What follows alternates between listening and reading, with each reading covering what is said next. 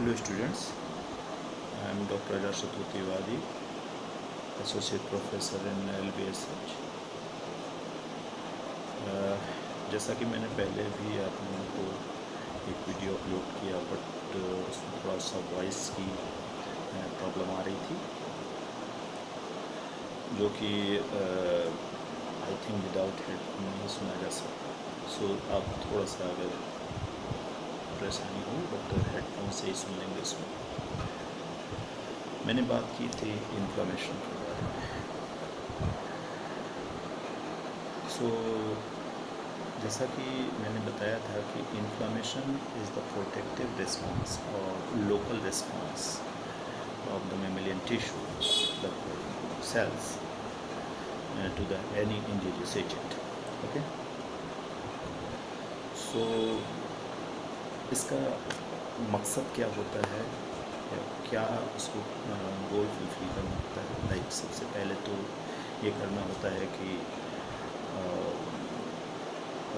उस एजेंट को रिमूव करें, एक्सटिंग्विश करें, एंड द नेक्स्ट होता है कि जो नेक्रोज्ड सेल्स हैं, डेब्रीज हैं, सेल डेब्रीज हैं, उनको वो रिमूव करें। ओके, सो इन्फ्लेमेशन का गोल यही है कि हीलिंग रिपेयर होकर के सारे नेक्रोज सेल्स को हमारी बॉडी से बाहर करें और इंजरियस एजेंट्स को लिमिट करें, यानी कि वहीं के लिमिटेड करके उनको इंगल्फ कर दे और फेगोसाइटोस्ट कर ले, या हमारे लोकल एरिया जहाँ पर भी इन्फ्लेमेशन हुआ है उसको खत्म हील कर दे। सो इन इन्फ्लेमेशन मैंने बताया कि 2 types of inflammation is there, acute inflammation and chronic inflammation। So first I will discuss about acute inflammation। acute inflammations आप जानते ही होंगे कि नाम से ही लग रहा है कि ऑनसेट सडन होगा, नॉट फॉर लॉन्ग टाइम होगा और परसिस्टेंट नहीं होगा, और इसका गोल फुलफिल हो जाएगा। दैट मीन्स कि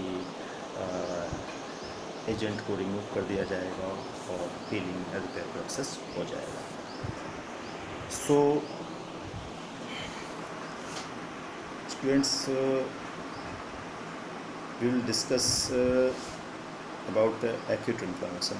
First of all, I have already told you कि उसके कुछ कार्डिनल साइंस एंड सिम्टम्स होते हैं इन्फ्लेमेशन के, लाइक रूबर आप जानते होंगे, रेडनेस, डॉलर यानी पेन, ओके, कैलर यानी हीट, ट्यूमर जैसा पहले अभी होता है, ट्यूमर का मीनिंग ट्यूमर वो वाला ट्यूमर नहीं, बट ट्यूमर का मतलब स्वेलिंग। जब एडिमेटस स्वेलिंग होती है तो this is called tumour. And एक लास्ट 5th सिम्टम है functio laesa, loss of function. So I am coming to a topic, acute inflammation। Students, acute inflammation के 2 फेज़ होंगे, 2 phases there और 2 events। First is vascular event and second is cellular event। So today I will discuss about vascular event। If I am saying vascular event, so in vascular event everything will be there, like alteration होगा vessels में, arterioles में, capillaries में, venules में। सो सबसे पहले क्या alterations होते हैं वेसल्स में, वेस्कुलर इवेंट में क्या होता है, यह मैं आपको बताऊँ। So when vascular event happen, यानी जब इंजरी होती है, सो सबसे पहले क्या होगा कि हीमोडायनेमिक चेंजेस होंगे, यानी उसकी हीमोडायनेमिक्स चेंज होगी, यानी वेसल्स की। तो सबसे पहले तो फर्स्ट ऑफ ऑल जैसे ही इंजरी हुई, अगर सीवियर इंजरी है या माइल्ड इंजरी है, तो सबसे पहले ट्रांजिएंट वेसो कंस्ट्रिक्शन होगा।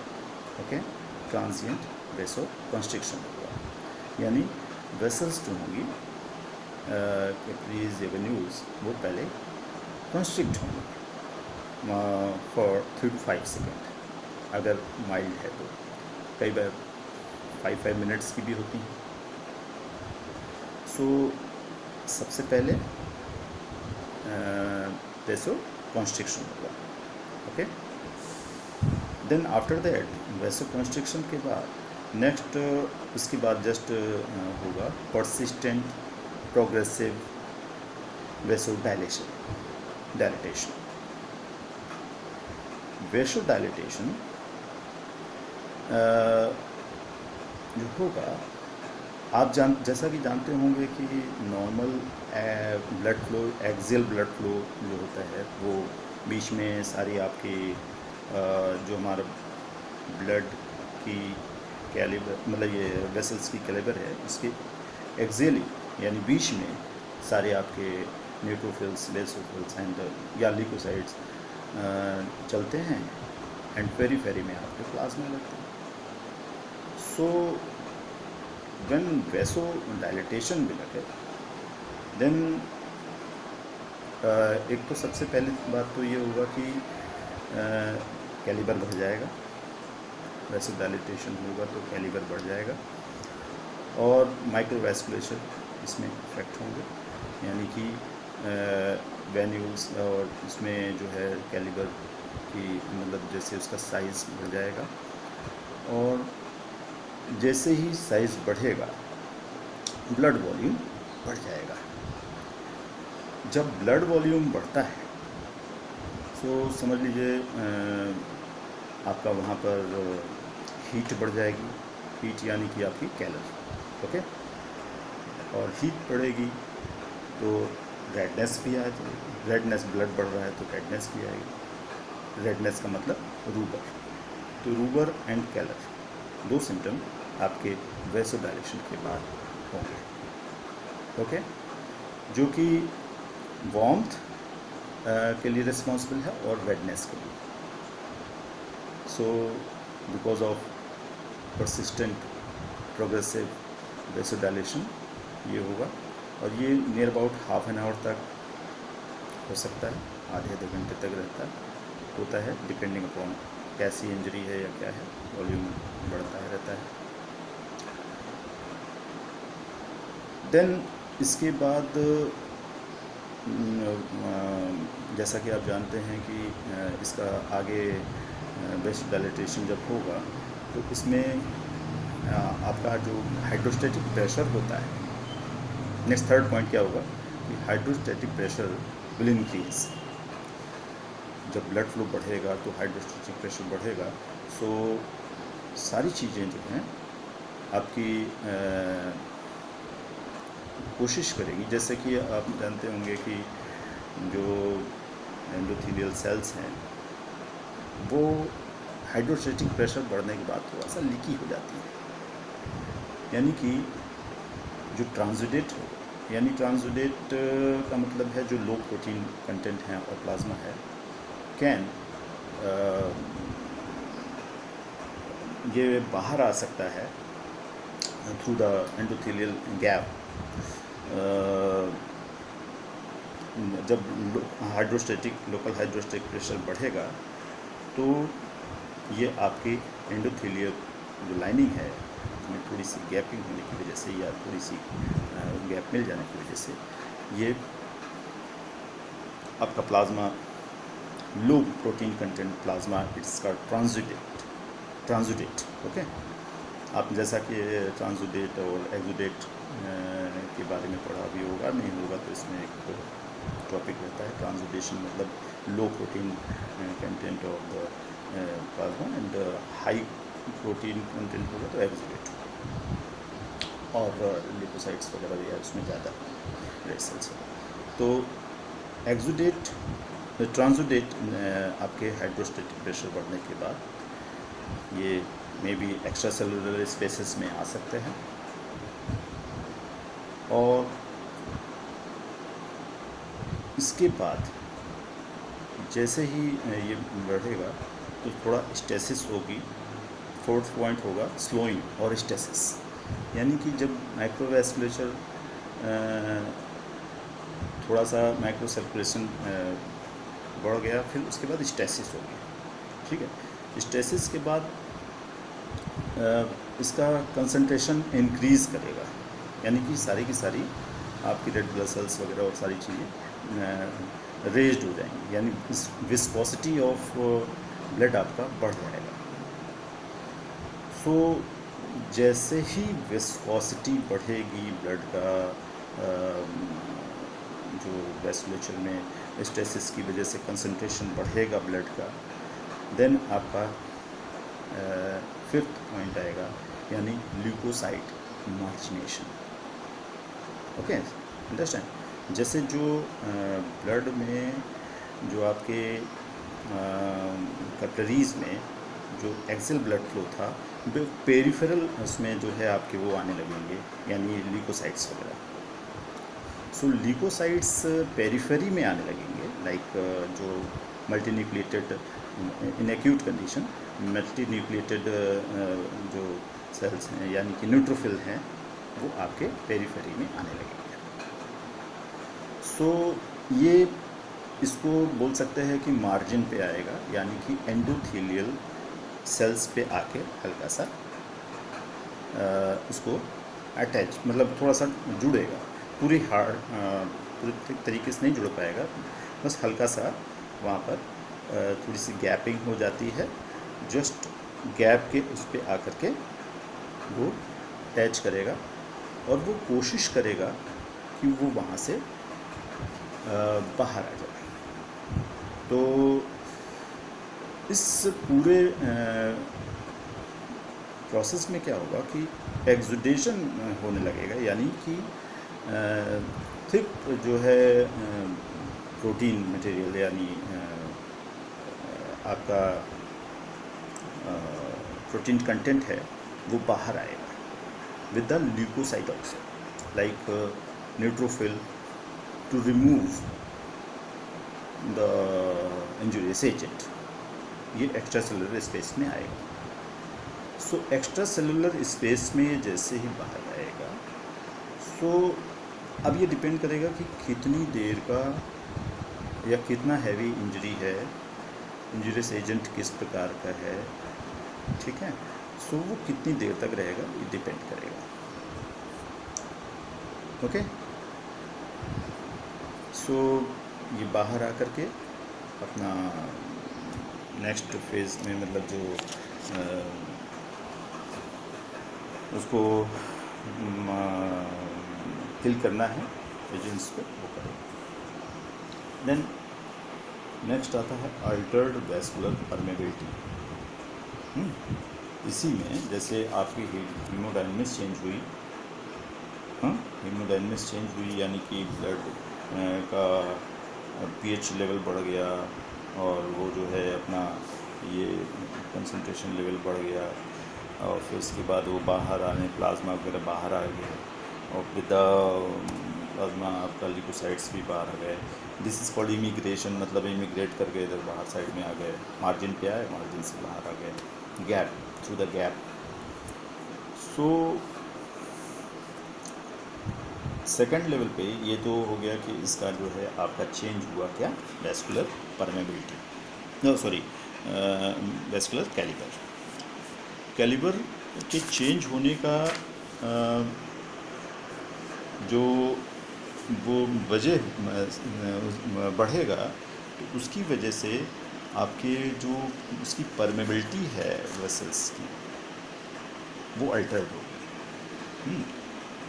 अब कहाँ पर कैसी इंजरी हुई है, किस टाइप की इंजरी है, उस पर डिपेंड करेगा, और कौन से वेन्यूल्स हैं, कैपिलरीज हैं, क्या चीज़ इफेक्टेड हुई हैं, उस पर डिपेंड करेगा, और कितना टाइम के लिए रहेगा आपका ये एक्सुडेशन और ट्रांसुडेशन। ये डिपेंड करता है अनदर टाइप्स ऑफ एजेंट्स को, किस तरह की। तो वैस्कुलर परमेबिलिटी इससे इंक्रीज़ हो जाएगी, और सारा का सारा चीज़ें बाहर जब एक्स्ट्रा सेलुलर स्पेस में आ जाएगा, then this is called oedema. क्योंकि सारा का सारा जो प्रोटीन कंटेंट है स्टेसिस की वजह से, हाई हाइड्रोस्टैटिक प्रेशर की वजह से वो बाहर एक्स्ट्रा सेलुलर स्पेस में आ गया। Then high concentration of plasma is in your extracellular compartment can cause edema। और आपको मैं बताऊँ स्टूडेंट्स की this is the hallmark of the inflammation. If anybody will ask you कि the what is the hallmark of the inflammation, तो this is the edema। और altered vascular permeability is the hallmark of the your inflammation. यानी कि जब oedema हो जाता है, swelling हो जाता है और वो बाहर के सब कुछ इमिग्रेट करके बाहर आ जाते हैं, so this is called hall mark of the inflammation, oedema. यानी ट्यूमर कह सकते हैं इसको, पहले इस समय में इसको ट्यूमर ही बोला जाता था।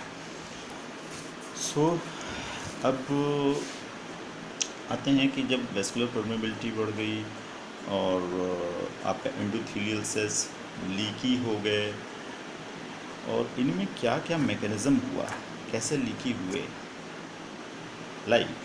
मान लीजिए कि वेस्कुलर परमेबिलिटी बढ़ी तो जगह जगह के हिसाब से जगह जगह की तरीके से आपके वो बढ़ जाते हैं, यानी गैपिंग कैसे बढ़ती है। मान लीजिए कि हमारा जो एंडोथेलियम है उसकी ऊपर किस तरह से प्रभाव पड़ रहा है या इफेक्ट आ रहा है एजेंट्स का। सो इसमें कई मैकेनिज़्म हैं। उसमें से एक मैकेनिज़्म है कि कॉन्ट्रैक्शन होगा एंडोथेलियम सेल्स का, कॉन्ट्रैक्शन ऑफ एंडोथेलियल सेल्स। यानी कि जब वेसल्स की जो लाइनिंग है उसकी जो सेल्स हैं ड्यू टू एनी एजेंट और इंजूरियस एजेंट या किसी उसमें रिएक्शंस होंगे कुछ, तो उसमें वेस्कुलर परमेबिलिटी बिकॉज ऑफ किसकी वजह से बढ़ रही है, कॉन्ट्रैक्शन ऑफ एंडोथेलियल सेल। यानी एंडोथेलियल सेल कॉन्ट्रैक्ट होंगी और गैप बन जाएगा। जैसे ही गैप बनेगा सारी चीज़ें वो बाहर आ जाती हैं। और ये कुछ जैसे साइटोकाइंस वगैरह होते हैं, या आप साइटोकाइन क्या क्या हिस्टामिन हुआ, ये मीडिएटर्स हैं, केमिकल मीडिएटर्स हैं जिनके थ्रू ये होता है। तो जैसे हिस्टामाइन, ब्रैडिकाइनिन, इनकी वजह से होता है। अब ये किस समय होगा, और ये वेन्युलर एंड पे होगा ज़्यादा, वेन्यूल्स के उस पर। तो ये किस समय ज़्यादा होगा, जब थर्मल इंजरी जैसे आपके हाथ पे कहीं जल गया या मतलब तुरंत कोई चीज़ आके हीट हुई या कुछ हो, तो वहाँ पर इस तरह की इंजरी में क्या होगा कि endothelial gapping because of endothelial contraction, endothelium of the capillary bed gap will increase by the your contraction of the endothelium. तो एक मैकेनिज्म ये हो गई।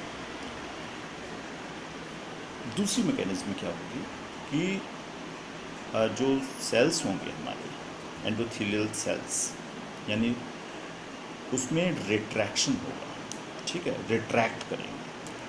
सो एंडोथेलियल सेल्स रिट्रैक्ट किन कंडीशंस में करेंगे, कैसे होगा, ये जैसे आपको बताऊँ, जो दो सेल्स के बीच में गैपिंग होती है, सो उसमें कुछ साइटोकाइंस और साइटोकाइंस लाइक इसको बोलते हैं, ये भी एक तरह का प्रोटीन है, ये कि मीडिएटर्स हैं, जिसमें इंटरल्यूकिन 1 हुए, ट्यूमर नेक्रोटिन फैक्टर हुए, ये उन पे अटैक करते हैं। और टू मेंटेन द इंटीग्रिटी, मतलब उसकी जो सेल्स को रिमेन फिर से वो बनाने के चक्कर में, मतलब अपनी सेल्स को रीजनरेट करने के चक्कर में वो रिट्रैक्ट करते हैं। जब ये रिट्रैक्शन होगा तो उसमें हल्की सी गैप आ जाएगी, किसमें, आपके इंट्रासेलुलर जंक्शंस में। जंक्शंस हैं जंक्शन से उसमें हल्की सी गैप आ जाएगी। So this gap is also can occur oedema और ट्रांसजुडिशन और एग्जुडेशन ऐसा। तो ये ज़्यादातर आपको एक्सपेरिमेंटल उसमें होगा, जैसे इन विट्रो अगर किसी तरह का एक्सपेरिमेंट आप कर रहे हैं और इस तरह का देखना चाहते हैं तो ये उसमें होता है, ठीक है। देन दूसरा है तीसरा है, थर्ड नंबर पे अगर आप सुनिए, direct injury to the endothelial sales.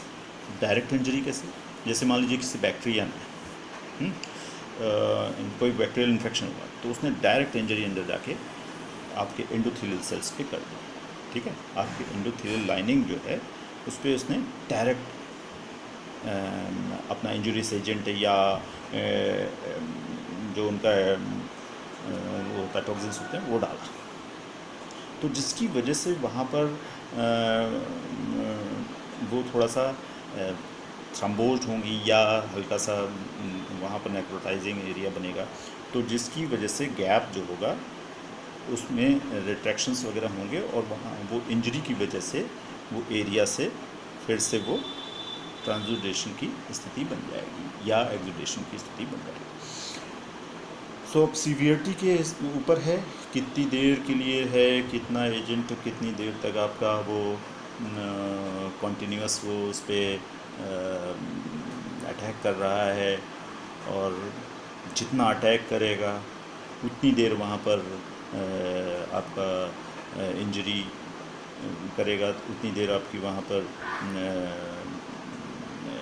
मतलब सेल्स डैमेज होती रहेंगी और वहाँ पर थ्रोम्बोसिस वगैरह होता रहेगा, या बना सेल्स अपने को किसी तरह से मेंटेन करने के चक्कर में वहाँ पर नेक्रोसिस वगैरह हो सकती है, कुछ भी हो सकता है, तो वो सेल्स जो हैं डैमेज हो जाएंगी। Because of damage gap will be happened, और गैप जैसे ही होगा तो through this mechanism also exudate या ट्रांसजुडेट बाहर आ सकते हैं इन एक्स्ट्रा सेलुलर स्पेसिस में। सो ये भी एक डायरेक्ट एंडोथेलियल सेल्स का भी वो है कि मैकेनिज्म है कि इससे भी हो सकता है। फिर एक मैकेनिज्म है जो कि ल्यूकोसाइट्स के द्वारा हो जाता है, endothelial injury mediated by leukocytes. अब जो ल्यूकोसाइट्स होते हैं वो खुद आकर के ल्यूकोसाइट्स होंगे, जैसे मान लीजिए पॉलीमॉर्फ न्यूक्लियोसाइट या कोई भी सेल हुआ जो कि अच्छा क्रॉनिक कंडीशन में न्यूट्रोफिल की बजाय माइक्रोफेजेस या मोनोसाइट्स वगैरह आती हैं, ठीक है। ये बात आप ध्यान रखिएगा कि मोनोसाइट्स क्रॉनिक केसेस में ज़्यादा होंगे, जैसे अगर ट्यूबरकुलोसिस केस है या कुछ क्रोनिक इन्फ्लेमेटरी कंडीशन है तो वहाँ पर मोनोसाइट्स का वो ज़्यादा है, और न्यूट्रोफिल्स वगैरह इन एक्यूट कंडीशन आता है, ओके। सो डायरेक्ट जो सेल है ये क्या नाम है, सॉरी, ल्यूकोसाइट है, वो एंडोथेलियल सेल्स को डैमेज करते हैं, ठीक। सो वो एक्टिवेटेड हो जाते हैं बिकॉज ऑफ एनी, मतलब जैसे उनके कुछ भी ऑक्सीजन टॉक्सिक ऑक्सीजन स्पेसीज हुई या प्रोटीलाइटिक कुछ उनके एंजाइम्स रिलीज़ करते हैं वो, उसकी वजह से वो डैमेज कर देगा और उसके थ्रू वहाँ पर फिर गैप बन जाएगा। एक ये भी वजह है, और उससे वहाँ पर लीकीनेस बढ़ जाएगी और इन्फ्लेमेटरी कंडीशन, उनका एक्जुडेशन यानी परमेबिलिटी जो है वो अल्टर्ड हो जाएगी उससे, यानी कि वो ज़्यादा परमेबल हो जाएगा और ज़्यादा एक्जुडेशन वगैरह होते हैं। तो ये जो कंडीशन है जो ल्यूकोसाइटिक क्या नाम है एक्टिवेशन की वजह से हो रहा है, ये ज़्यादातर क्या होता है पल्मोनरी आपका वेन्यूल्स में होगा या कैपिलरीज में होगा, पल्मोनरी वेन्यूल्स या कैपिलरीज में होगा, ओके। सो और भी मैकेनिज़्म हैं, अदर मैकेनिज़म्स हैं जो कि बोले जाते हैं कि भाई newly formed capillaries during the process of repair and excessively leaky हो जाते हैं, जब किसी तरह से न्यूली फॉर्म कैपिलरीज बनते रहते हैं तो लीकी हो जाते हैं। तो वहाँ पर वेसल्स एंड वैक्यूल्स जो बन जाते हैं साइटोप्लाज्म के अंदर, ठीक है, with in the endothelial sales of the vessels. तो ये कंडीशन ट्यूमर वगैरह के केस में आती है, ठीक है। सो स्टूडेंट्स, अदर कंडीशंस जो अदर मैकेनिज़्म हैं वो और हो सकते हैं, बहुत से हो सकते हैं। तो बेसिकली आपका 2-3 मैकेनिज़्म 4 मैकेनिज़्म मेन हैं, यानी कॉन्ट्रैक्शन होता है, यानी कि एंडोथेलियल सेल्स का कॉन्ट्रैक्शन की वजह से होगा। रिट्रैक्शन होता है of the endothelial cell, direct किसी इंजुरी टेरेंट या बैक्टीरिया वगैरह की वजह से एंडोथेलियल सेल्स पे कोई वो होता है, अटैक होता है, या ल्यूकोसाइट खुद उस सेल्स को डैमेज करती है, यानी एंडोथेलियल ये जो vascular lining of the endothelium. Okay, so जितनी भी बातें मैंने बोली हैं, प्लीज़ एक बार इसको आप जस्ट मेरा वीडियो ख़त्म होते ही आप गो थ्रू होइएगा विद द बुक, और वेस्कुलर इवेंट को अच्छे से समझिएगा, बिकॉज इट्स अ वेरी, जैसा कि मैंने बताया कि it's a very hallmark sign of the inflammation या हॉलमार्क ऑफ द इन्फ्लेमेशन, कि यहाँ पर वेस्कुलर परमेबिलिटी जब अल्टर्ड होती है तो यही एक मेन जो मैकेनिज़्म है ये आपकी इन्फ्लेमेशन की होती है, ठीक है। वेस्कुलर लिविंग ऑर्गन्स पे ही होगा, वेस्कुलराइज सेल्स पे ही होगा, नॉन लिविंग पे हो नहीं सकता। Okay, so this is all about your acute inflammation.